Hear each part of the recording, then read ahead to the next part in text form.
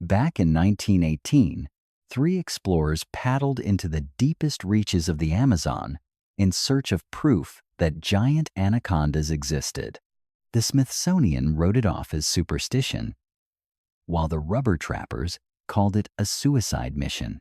For 6 nights, their camp was haunted by something 60 feet long and built of pure nightmare, snapping trees, pacing around the fire, and patient as stone. This is the naturalist's testimony that was meant to be buried. This is what waits in the deep water below. If you come through this story alive, go ahead and subscribe. The green swallowed all things. It was not the cheerful green of spring pastures, nor the dappled green of fall forests. This was a living, hostile presence, a botanical plague that saturated every surface, every lungful of air, and every thought you had while awake. By the 3rd week on that tributary of the Rio Negro, the color had become a physical taste in my mouth, metallic yet organic. I kept telling myself it was normal. Just the jungle reminding 3 arrogant men in a canoe who truly owned this world. Yet, even jungle rot has its limits. The thing that drifted upstream on that 4th Monday carried a completely different kind of signature. A cloying sweetness mixed with decay hung over the water, as if the river had taken down something enormous and was now releasing its decomposition one molecule at a time. In March 1918, Richard H. Lewis was 28 years old. He carried a Yale degree and the sort of arrogance that mistakes book smarts for wisdom. The Smithsonian's money had bought me 6 months to search the central Amazon basin, following stories of anacondas that broke every biological rule. My superiors reassured me that the rubber trappers' tales were no more than fear given flesh. The usual legends of isolated men staring a little too long into dark water. I was supposed to be the rational mind, drawing the line between observable truth and campfire stories. Pride like that deserves exactly what it gets. In Manaus, Carlos Mendez took my measure with a handshake that seemed to test my bones and eyes that had already composed my obituary. Somewhere past 40, Portuguese in blood but forged by the Amazon, he passed through undergrowth like smoke through a screen door there, yet never opposed. He had survived 3 expeditions, been forced back twice, and left 1 companion to fever. That first day in the canoe, he stated his opinion without a single preliminary word. Your education counts for nothing here, Senor Lewis. The Amazon doesn't grade on a scale. It only asks whether you are paying attention. Jamu Pereira, Carlos's cousin, and 10 years younger, had the build and manner of a work animal, strong, quiet, and steady. He hauled 80 pounds of equipment through swamp mud as if it were nothing.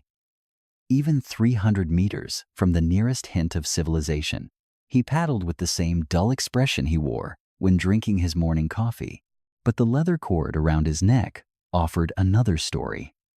7 charms swung together, mingling Catholic symbols with older gods, the sort the missionaries thought they had drowned, but had only taught to hide. When my curiosity won out, he smiled warmly. Insurance, senor. You can never carry too much insurance. We claimed a sandbar where the tributary divided around a small island, 40 miles past the last rubber trade outpost. The water was black as stale coffee, though the shallows showed sandy ground beneath. Carlos described how tannins bleeding out of rotting plants turned the river into weak tea. Over both branches, the trees leaned in like the ribcage of a vast cathedral. As the light dimmed, the exposed roots appeared to twist into patterns that seemed nearly deliberate. We pitched canvas on the highest ground, hung our hammocks from palms, and built a fire pit out of river stones. We were building our small refuge against the wild, and feeling very sure that we were the ones studying it. The routine quickly took hold. Dawn arrived with howler monkeys yelling their territorial rights into the rising sun, a sound like the end of the world in installments. I cataloged specimens while Joe made coffee and manioc porridge over the fire. Carlos would vanish into the forest before first light and return with fresh water and game, agouti, peccary, occasionally a capybara that kept us fed for days. By noon, the heat made careful study impossible. We pulled back into the shade, checked our equipment, and waited for temperatures to fall below something close to the sun's surface. The afternoon hours were set aside for gathering specimens. We'd launch the little canoe, gliding across the shallow waters in search of anacondas, caimans, and anything else worth recording. In those first 2 weeks, I counted 3 anacondas, the biggest measured around 14 feet. Impressive, but hardly the giants the rubber trappers spoke of. Carlos didn't react. The large ones never enter the shallows, senor. They remain in the deeper channels where the current is powerful and the fish grow big enough to catch their attention. How big does a fish need to be? I asked. Big enough that the serpent can go without hunting for months, at a stretch perhaps 3 or 4 times a year. In between, it simply waits. The caiman situation first caught Jam's attention. By our 11th day, we had tallied 17 caimans lounging on the mud flats during the hottest afternoon hours. By the 18th, only 4 remained.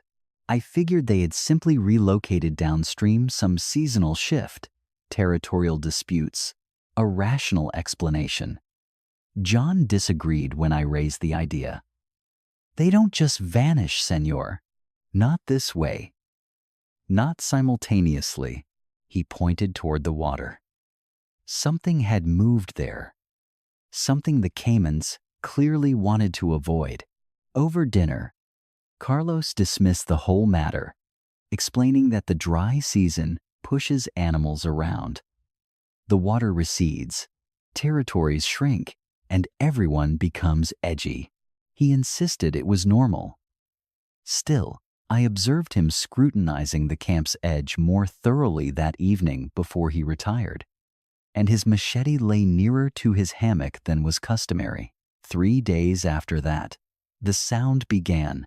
It wasn't alarming at first, just a strange texture woven into the night's usual sounds.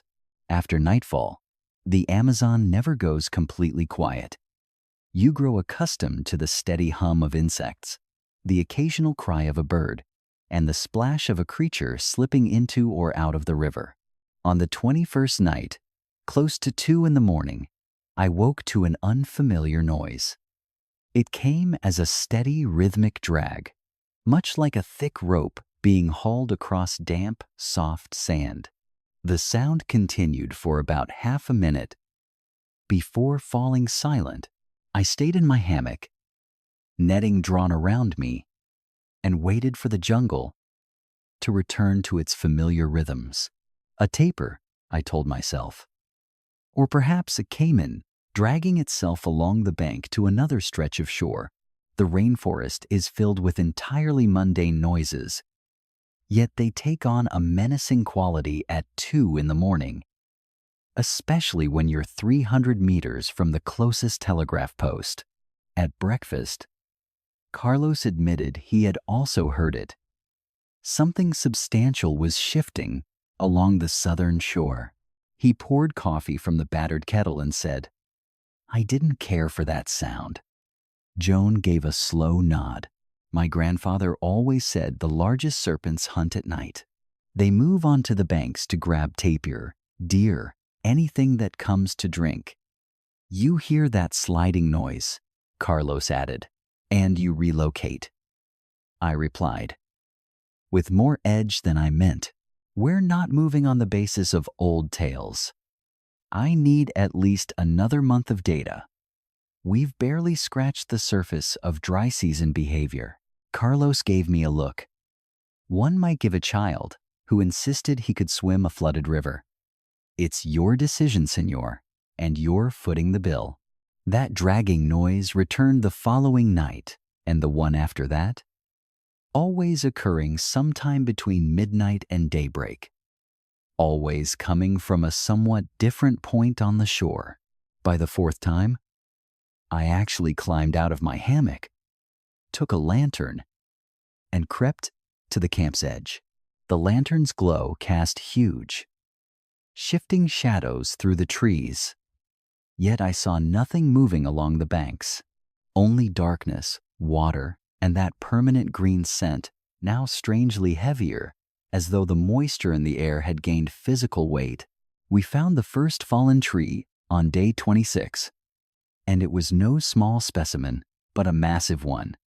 It had stood at the western edge of camp, easily 80 feet tall and about 4 feet across at the base. The giant lay across the trail leading to our canoe, ripped up by the roots, root ball and all, about 10 feet up. The trunk had splintered, as though something had coiled around it and squeezed until the wood gave way. Storm, I suggested. Though we hadn't had rain in 5 days, Carlos knelt beside the root ball, studying the disturbed ground. No wind did this. He pointed to a pattern in the mud, a wide, smooth depression curving around the base of the tree, maybe 2 feet wide. Something had wrapped around it and crushed it. Jam quickly crossed himself, fingers moving from forehead to chest to one shoulder and then to the other. Sucuri Ju Gigante, he whispered the big mother, the one the elders say is as wide as a canoe and as long as 3 houses. That's physically impossible, I said, but my voice sounded thin. Even to my own ears, the largest recorded anaconda was barely 30 feet. Nothing in the Amazon could be that huge. Nothing you've recorded, Carlos interrupted. He stood brushing dirt from his hands. The rubber trappers don't lie about everything, senor. Sometimes they just see things scientists haven't gotten around to documenting yet. We spent the morning clearing enough of the fallen kapok to move our equipment. The trunk was solid hardwood, heavy as stone. It took all 3 of us, with ropes and leverage, to shift it just enough to reach the canoe. While we worked, I kept looking at that smooth depression in the mud. I was trying to calculate what diameter of snake would leave a track that wide. The numbers made no sense. At 2 feet across, you'd be talking about something over 50 feet long, perhaps longer. That much mass couldn't possibly support itself on land. By the rules of biology, that tree should never have fallen. Yet it lay flat, and something had unquestionably moved it. That night, Carlos made us build the fire, much larger than normal. A big fire, a bright light, it makes everything uneasy, he said, tossing logs in until the flames roared. A creature that large might be curious about camp, but it wouldn't come near so much light too exposed. We formed a triangle around the fire, with our backs to the flames, keeping our eyes fixed on the blackness beyond. The jungle had gone still, not completely silent, but subdued, as if all things were holding motionless. Even the insects sounded muffled. John had his machete spread across his knees, and I could see his lips moving, whether in prayer or in something far older. I wasn't sure. Around midnight, I finally saw it. Not the animal itself, only its shadow cast against the trees on the south bank by our fire. There it was, a shadow moving low, smooth, and impossibly long, sliding between the trunks like liquid dark. It crossed from right to left in front of me, taking almost 15 seconds to fully pass. In those 15 seconds, I studied that shadow, a length that had to be, by any calculation, at least 60 feet. Joan whispered, "Mind Rio, the mother of the river." The shadow halted. For an instant, I could see its head, or what I took to be its head, a triangle wider than a barrel. It turned slowly, as if tasting the air. Then it surged forward once more and faded into the darkness upriver. None of us slept that night. We kept the fire high, our backs turned toward it, never taking our eyes off the line of trees. Carlos loaded the old Winchester he'd carried for 20 years and rested it on his lap. "In the morning," he said quietly, "we will need to discuss leaving." "This is not a research opportunity, Senor Lewis," Carlos told me. "This is a territorial matter. We are in the hunting ground of something that has now taken notice of us." Still, I couldn't shake the image of that shadow. What would the Smithsonian say if I brought back evidence real, documented evidence of an anaconda 3 times larger than anything on record? It would be the making of my career. Museums around the world would want the specimen, the pictures, my first-hand account. I was 28 years old, well-educated, and thoroughly foolish, convinced I could study a creature that even the jungle feared. "We stay," I said, "but we remain watchful, and we document everything." Carlos regarded me for a long time. Then he nodded slowly. "Your choice," he repeated only this time. His voice carried a note that sounded almost like pity. Morning brought false reassurance, as it always does. The sunlight burned off the mist. Howler monkeys started their loud territorial cries once more, and the forest settled back into its usual rhythm of eating and being eaten. In daylight, my decision to remain felt reasonable, even scientific. We reinforced the perimeter of camp, stringing the rest of our rope between trees to create a boundary we could watch. Carlos hacked open sightlines through the undergrowth, so we had a clear view of every path from the river.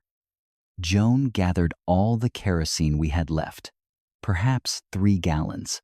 She placed the containers by the fire pit where we could reach them without delay.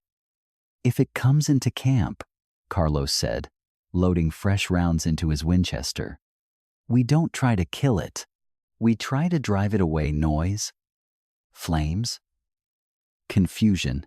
To stop a creature that big, you'd need a cannon, and we don't have one."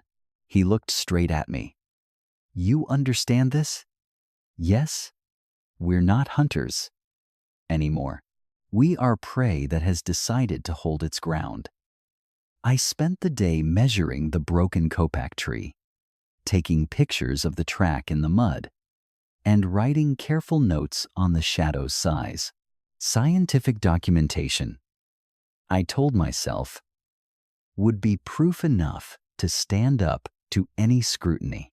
But my hands trembled a little as I wrote, and I ended up rewriting several pages where the pencil had slipped across the paper. The rational mind I'd honed at Yale, the one trained in empirical observation, kept insisting that this was simply a large anaconda. It was maybe 35 feet. Its size exaggerated by shadows and fear. The other part of me, the part that had watched that shadow pour through the trees for 15 straight seconds, knew better. In the afternoon, we found another tree down, a second kopak on the north bank, broken and crushed in the same way. Near it was something else. A mudslide where a massive body had entered the water or come out of it. The slide measured 12 feet across and was as smooth as glass, as though an enormous weight had pressed everything underneath it flat. At the edge of the water, I found one scale, half buried in the silt, but it was the size of my palm.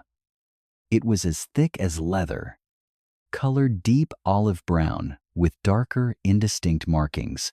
Joel would not touch it. He stepped back when I picked it up, moving his hands through a gesture of blessing once again. Esama Dudanayo, he whispered. Devil's scale. You shouldn't bring that into camp, senor. It will sense it. It will catch its own scent on you. It's a specimen, I said, wrapping the scale carefully in cloth and placing it inside my collection box. It might be the most important specimen we collect during this whole expedition. Carlos said nothing, but I saw him trade a glance with Jam. The kind of glance that passes between men who have learned to trust instinct more than education. That night, he asked me to bury the collection box on the other side of camp from where we slept. Just to be careful, he said. There's no point advertising what we found. That evening, not long after the sun had vanished, the dragging noise returned. Darkness was still gathering, and the outline of the canopy remained visible. The sound moved around our camp with a deliberate pattern south first, then east, then north, like something hunting and probing the barriers around us. With every new direction the sound came from, Jam spun to meet it. Machete lifted, and a whispered prayer running endlessly through his lips.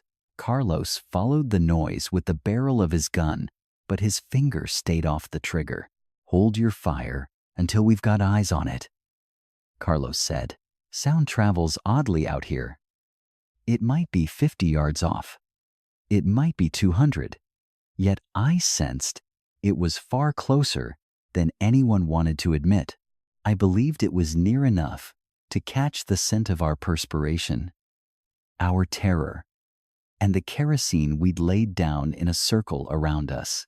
Near enough to study our routines, our protections, our vulnerabilities, probing them exactly as a researcher would examine a theory, methodically, endlessly, with no trace of feeling. At around midnight, a shift ran through the jungle's background sound. The steady hum of insects didn't vanish entirely, but it became lower, heavier. Half-finished bird calls just stopped in the darkness. And beneath all of that, another noise emerged. A slow, steady rhythm, deep and even like immense bellows, drawing air in and releasing it. A vast presence was inhaling and exhaling in the darkness just past the glow of our fire. It's right at the edge of camp, Carlos said in a whisper, all but lost beneath the snapping of the flames. Southeast corner, perhaps 30 feet out. No quick movements, and don't make any harsh sounds. We rotated in place, slowly, making sure the fire stayed between us and where he'd pointed.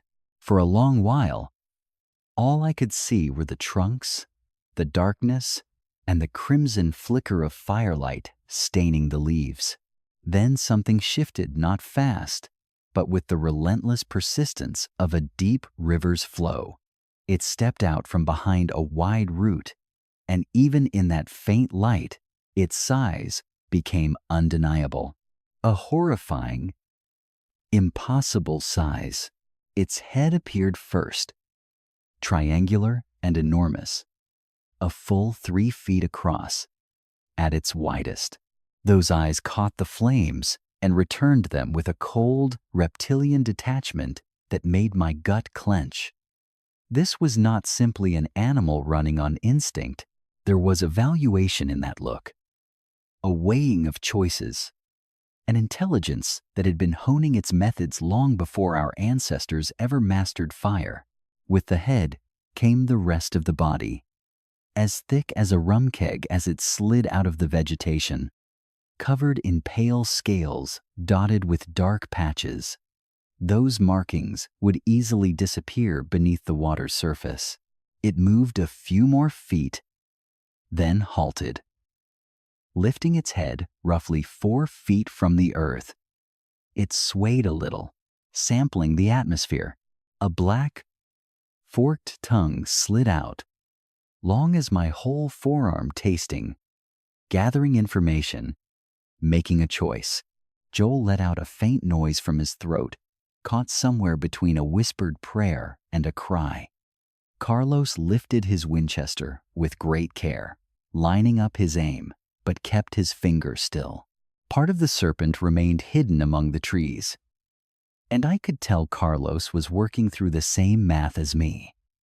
If his bullet missed or merely injured the creature, how would it respond? And if he did shoot and kill it, assuming a rifle round could even reach something vital, would that actually make us safer?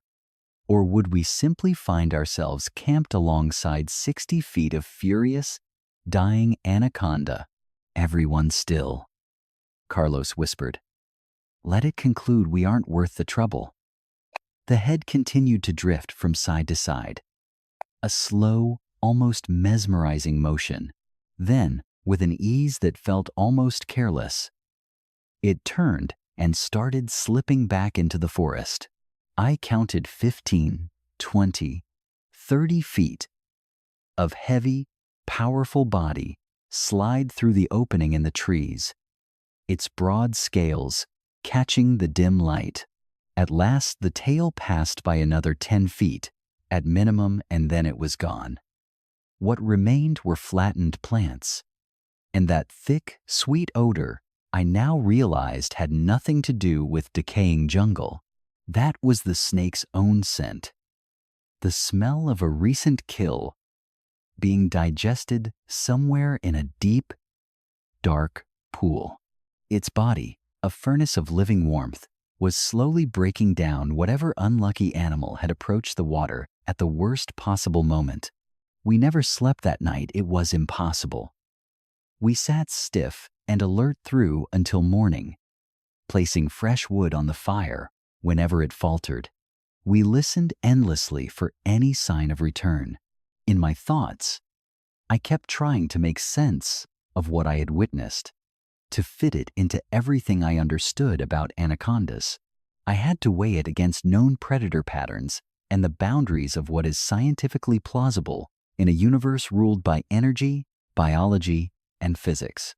A serpent of that size would need to consume massive animals, capybaras, deer, even caiman or tapir.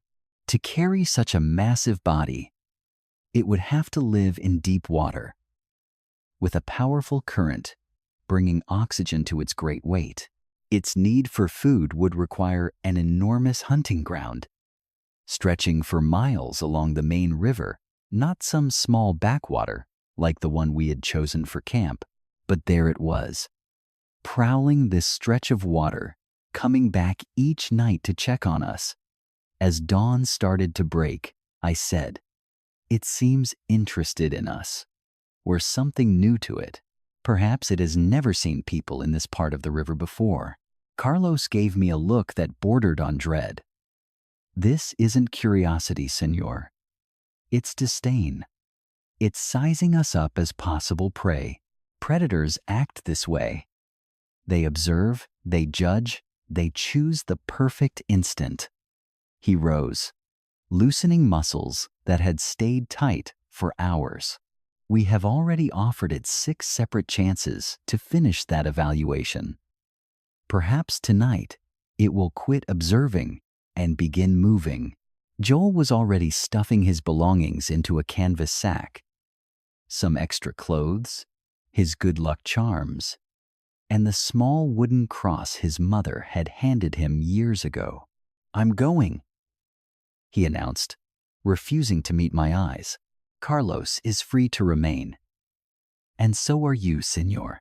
But I'm taking the small canoe and heading back to the rubber station, even if the journey takes a full week." "We can't lose one of our canoes," I argued. "We need you here. You need to survive this with us." Cho cut in, his tone harder than I had ever known from him. "My grandfather told me about the sucuru gigante. He said if you ever see one, you run, because they aren't like ordinary creatures. They have existed far longer than we have. They remember when our ancestors were still swinging in the trees, and they certainly don't view us as rulers of anything. To them, we are simply meat that learned to stand on 2 legs." Carlos watched Joel gather his gear and then gave a slow nod. He's right. It was a mistake to remain this long. All the pictures, the scale data, the measurements, they mean nothing if we end up dead. He turned to me. We go at dawn. Tomorrow. Until then, we keep a fire watch in turns, 2 awake, 1 resting. We take everything we can and leave the rest behind. Scientific discovery can wait. Survival cannot. I wanted to object. A part of me still longed to object, even after witnessing that enormous head rise out of the black water. Even as more than 30 feet of serpentine body slid past like a living nightmare. This was the finding every researcher dreams of. Here was proof that could overturn all accepted knowledge about anacondas, their maximum size, their habits, their intelligence. The Smithsonian, the Royal Society, and every natural history publication on Earth would be desperate for this account. Still, I couldn't forget that gaze, the calm, unhurried appraisal, the way it probed the edges of our camp, like a general examining enemy walls. At last I understood what Carlos and Joe had recognized from the first moment. We were not studying an animal. We were facing a top predator inside its own domain. We were the ones trespassing. Our presence was accepted only until it was no longer convenient. That acceptance would last only until interest gave way to appetite, or until the serpent concluded that the odd beings around the flames were prey rather than danger. Tomorrow at dawn, I agreed. We go at first light. That night, we built the flames higher than before, a blazing fire that devoured our last supply of wood without a thought for tomorrow. Joanne kept the first watch alongside Carlos while I attempted to rest, yet sleep refused to come. Any noise from outside the ring of firelight sent my pulse racing. A branch scraping, a splash in the current, the endless whispering of the forest after dark. Weeks earlier, I had managed to tune those sounds out, but now every one of them felt like a hidden threat. At about 3 in the morning, as Carlos kept watch alone and Joe and I lay in restless half-sleep, the dragging noise returned, but this time it wasn't circling around us. It approached from the southern bank, heading directly for the camp. Carlos awakened us by touching each shoulder, pressing a finger to his lips, and pointing toward the noise. We sat upright in our hammocks, hardly daring to breathe, our eyes fixed on the edge of the trees. Then the odor struck us. That cloying, dense aroma of digestive juices mixed with river water, plus something far more ancient than both. Next came the noise of undergrowth being shoved aside, not with violence, but with the unstoppable pressure of tremendous mass. At the edge of the firelight, its head reappeared, larger than before, or nearer, or perhaps both. Its eyes caught the orange-red glow of the flames, staring without blinking directly at our shelter.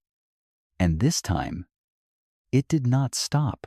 This time, it continued forward, pouring into camp like a current, following a path. It shoved the rope barrier we had stretched around camp aside, as though it were a piece of string. 6 feet, 10 feet, then 15 feet of serpent intruded into our campsite. Its head lifted a full 6 feet off the ground, swaying gently while sampling the air, sampling our terror, sampling the choice it was about to make. Then, Carlos pulled the trigger. The gunfire split the night like a thunderclap, and the muzzle flash blazed white against the blackness. I watched the round hit, saw the shock wave run across the giant scales just behind its skull, and saw the creature shudder violently. Yet instead of drawing back, it lunged ahead, jaws opening to expose fangs as long as my fingers. These hooks bent inward, meant to keep any escaping animal locked in place until the snake's coils did their deadly job. Kerosene soaked it thoroughly. Every last gallon, all three, went flying in one broad sweep, drenching the creature's skull and the front part of its body. The fuel glittered in the firelight midair. Carlos fired again. But this time, his target wasn't the serpent. He aimed at the fuel-drenched earth lying between them. In an instant, the gun's flash set the kerosene ablaze, throwing up a 6-foot barrier of flame around the camp's edge, its hungry roar fed by a sudden rush of oxygen. The great snake drew back, not from agony, but from an immediate awareness of danger. A force so formidable even a top predator had to take heed. That colossal frame changed course with astonishing swiftness. Retreating in a hurry, slipping away from the fire, it dove into the river. The impact scattering water across half our campsite.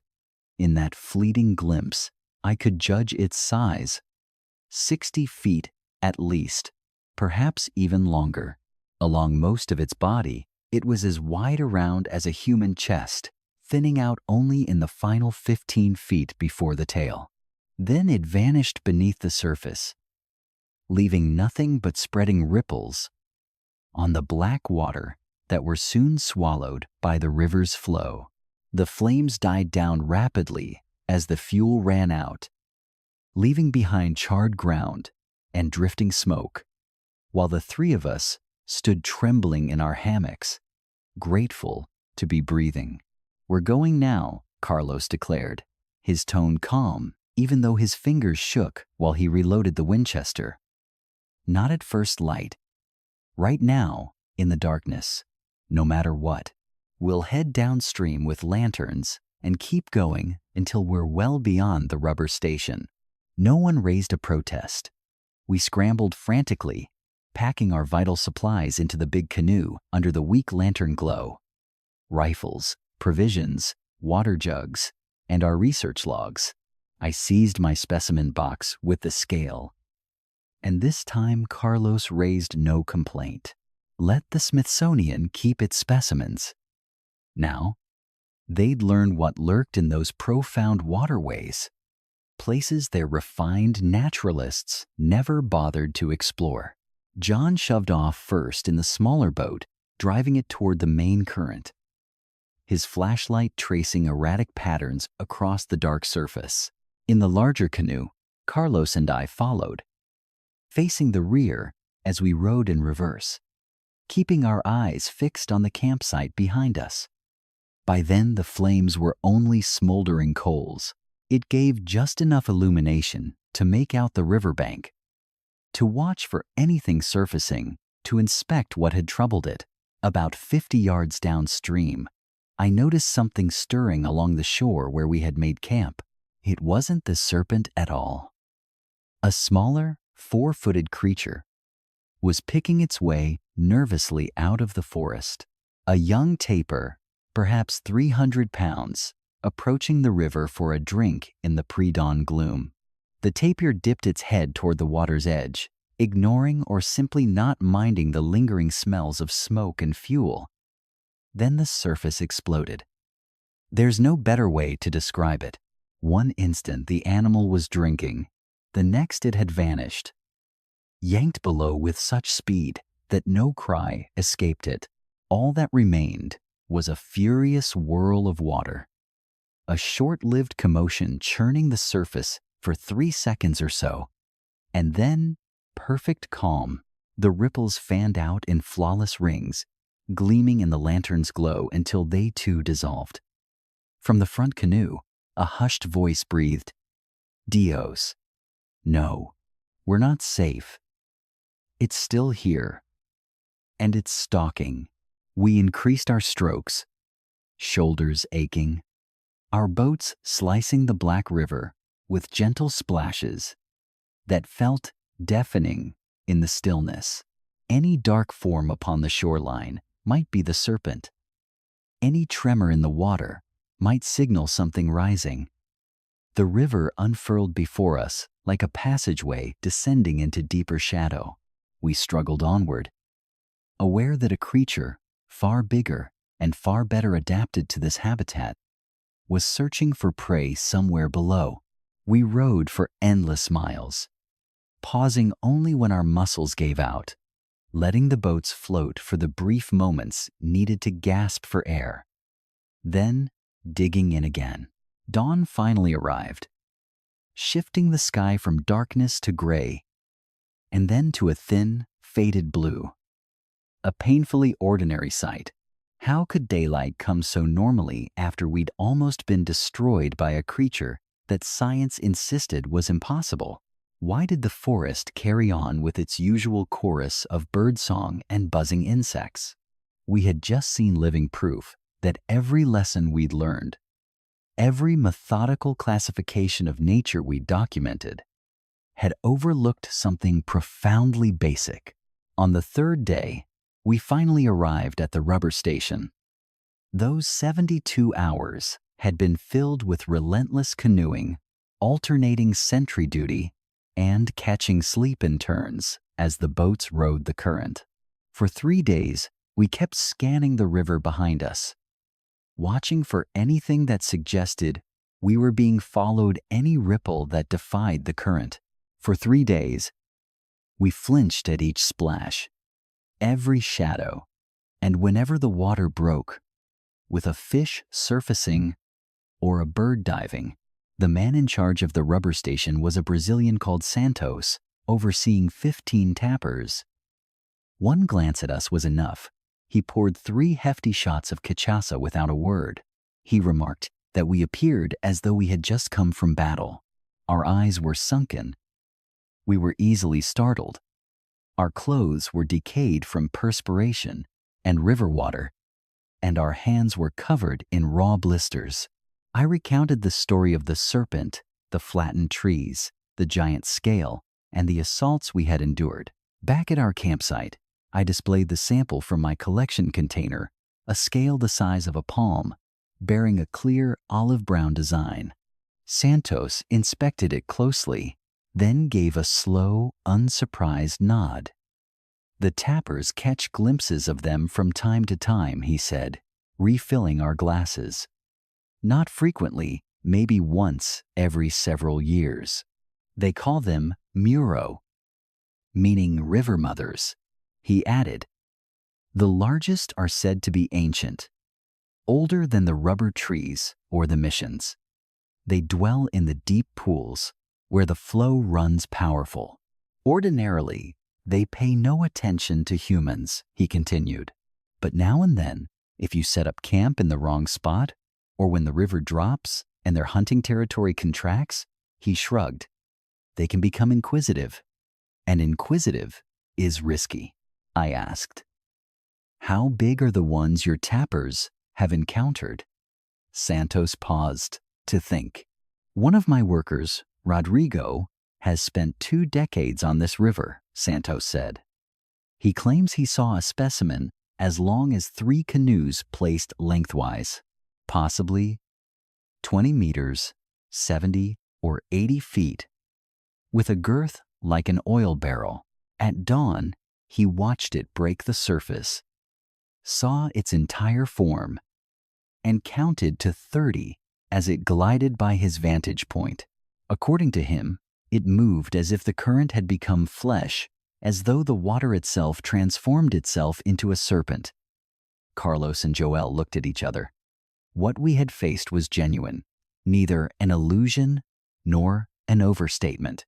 This reality lived on in hushed exchanges among men who labored in the deep forest and understood not to cast aside the old tales. It was real, yet deliberately left unmentioned in respectable circles in society, in academic journals, in any gathering of educated minds. I stayed a week at the rubber station, recuperating and recording every detail in thorough accounts for the Smithsonian. My documentation covered dimensions, sketches, and the photographs I was able to capture of the flattened trees and the landslide. I placed the scale in preservative solution with great care, noting the exact coordinates and date on its label. This was the hard evidence. the verification that would justify our journey and quiet the doubters. 6 months later, the Smithsonian replied with 3 polite, professional paragraphs expressing gratitude for my detailed work. They confirmed the scale did originate from an anaconda. Genetic testing pointed to Eunectus murinus, the green anaconda, widespread across the Amazon. The size measurements, however, had probably been inflated by poor visibility, deceptive shadows, and a natural tendency toward fear. The flattened trees were probably caused by storms and the mudslides by annual floods. The photos didn't offer clear proof. My honesty wasn't questioned, but the measurements I gave over 60 feet long and 2 feet wide seemed impossible for a creature that typically grows no longer than 25 feet. They suggested I use approved procedures for any future submissions.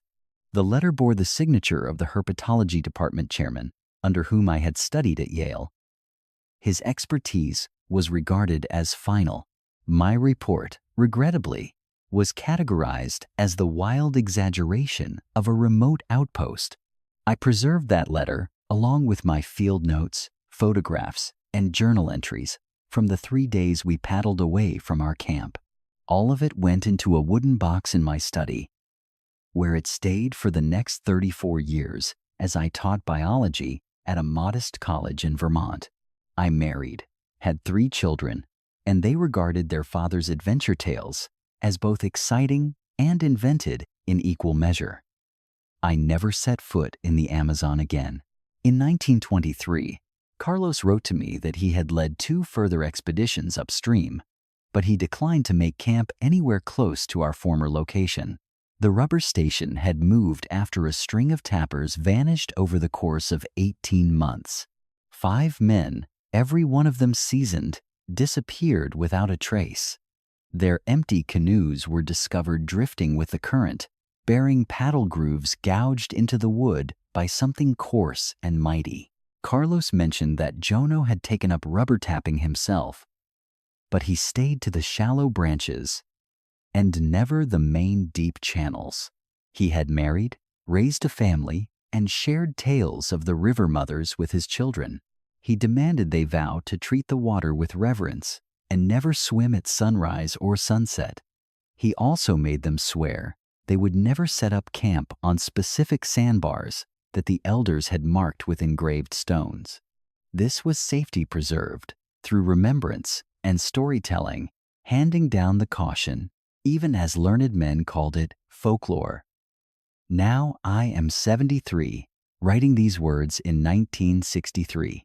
I realize it may never see publication during my lifetime. Perhaps not for generations, if at all. The scholarly world has drawn its line between truth and fiction, and a 60-foot anaconda sits solidly on the side of fiction. This holds true, despite the scale kept in the Smithsonian's basement storage, labeled yet mysterious, and despite the tappers who still steer clear of particular river sections. It also holds true amid the sporadic stories emerging from Brazil of cattle vanishing near the water, of canoes discovered smashed and hollow, and of shapes observed shifting through the shallows after dark. Science progresses slowly.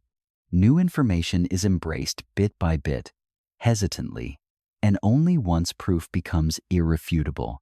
Perhaps one day, a fully credentialed expedition carrying contemporary instruments will journey into those hidden depths. Maybe they'll record the same sighting Carlos, Joe, and I witnessed back in 1918. Maybe they'll trust what their eyes tell them when dark shapes shift among the trees and something unimaginable drifts into their camp. Or perhaps they'll follow the Smithsonian's example with my testimony, neatly file it away. They'll record the irregularities, then conclude that human senses are unreliable, that fear warps what we see. They'll assume nature follows established rules, and whatever falls outside must be a mistake or an overstatement. I pray they show more caution than I did. I pray they carry extra kerosene, build larger fires, and have the good sense to depart once the caimans vanish from the waterways. I hope they heed their local guides when ancient cautions are shared. I hope they realize that a PhD carries no weight with a being that prowled these waters long before our ancestors mastered flame. The Amazon has always guarded its mysteries. Over my working years, we classified only a few thousand species and mapped the line dividing the familiar from the unknown. Yet beneath all that meticulous record-keeping, the river continues profound, shadowed, and inhabited by creatures that have learned to shun the daylight. They remember when we were their meals, and they possess the patience to wait until our memory fades. Now and then, my children ask why I never returned to the jungle and why I settled into teaching in Vermont rather than chasing more fieldwork. My answer is that the Amazon belongs to the young, and that I'd already taken my share of risks and come out alive. They accept it, since it seems plausible their father is a careful scholar in cardigans, marking essays and tending tomato plants. They have no idea that the nightmares still visit me, even 45 years later. In those dreams, I'm swinging in that hammock again, breathing in campfire smoke and river moisture, along with that cloying dense odor of a colossal presence gliding through the black. Dreams in which the shadow slides amid the trees, unceasing and unyielding. It advances with dreadful calm until I jerk awake, gasping. That scale now rests in my study. The Smithsonian returned it after 2 decades, having cataloged, examined, and ultimately dismissed it as inconclusive. It sits inside a glass display beside my academic credentials. At times, I lift it out and grasp it, sensing its heft, its density, its undeniable existence. It confirms that I didn't fabricate any of it. It demonstrates that scholarship and skill serve you only up to the moment you meet something that defies every established classification. It verifies that the river mothers truly exist, lying in wait within the deep channels, patient as bedrock, ancient as the current itself. They await the next biologist, the next rubber gatherer, the next fool who believes that bestowing a Latin name grants true comprehension. The Amazon sees through such arrogance, and it always has. And if you're wise enough to show humility and pay attention to the locals, taking their fears seriously, you'll learn the same lesson. Keep clear of the deep channels. Never set up camp where caimans refuse to go. Hear what the elders have to say. Should you hear something hauling itself over the sand after dark, resist the urge to record it when that cloying, dense smell reaches you on the night breeze. Or you catch shadows slipping through the trees. Don't reach for your notebook. Don't attempt to establish its existence. Simply get out, row with all your strength, never glance back, and thank whatever forces allowed the river to spare you. Not every discovery is worth pursuing. Some mysteries deserve to remain in the shadows that hide them.